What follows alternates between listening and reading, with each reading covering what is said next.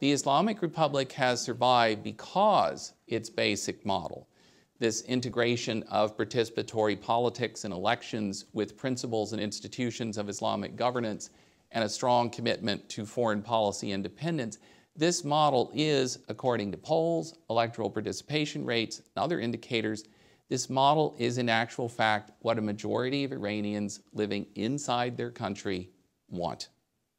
They don't want a political order grounded in Western-style secular liberalism. They want an indigenously generated political order reflecting their cultural and religious values.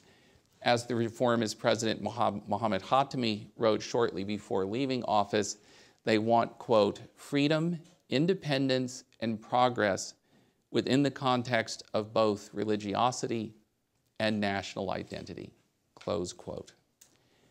That's what the Islamic Republic, with all its flaws, offers Iranians the chance to pursue. This was the vision of Imam Khomeini, embodied in the Islamic Republic's constitution.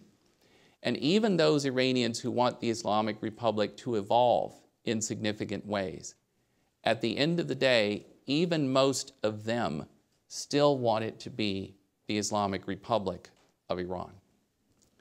And the Islamic Republic has made progress in some impressive ways. Contrary to deeply rooted but ill-informed Western stereotypes, the Islamic Republic has achieved far more progressive outcomes in alleviating poverty, delivering health care, providing educational access, and yes, expanding opportunities for women than the Shah's regime ever did. Let me give you a couple of examples of what I'm talking about. The Islamic Republic has developed a healthcare system that has greatly increased life expectancy and greatly reduced infant and child mortality in Iran. The provision of health care to rural areas has been particularly impressive since the revolution. The Islamic Republic has basically equalized health outcomes in urban and rural settings in a manner which is quite extraordinary in an international context.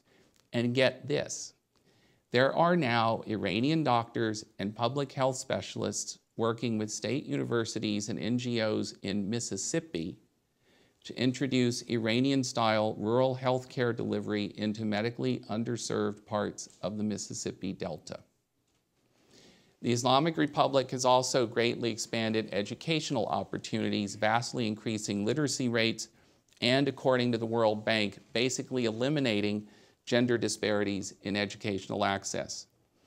One facet of women's progress in Iran that remains almost completely unappreciated in the West is the way that access to higher education is altering the status of Iranian women. While the Islamic Republic places restrictions on women in matters of dress, for example, that Westerners would consider unacceptable in their own societies, the majority of university students in Iran are now female. The majority of students in Iran's best universities are now female. The majority of Iran's medical students are female.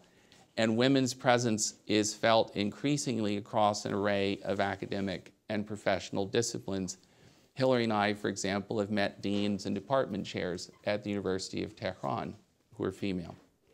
We've also, by the way, seen female bus and taxi drivers in Tehran. Contrast that with Saudi Arabia, where women are still not allowed to drive.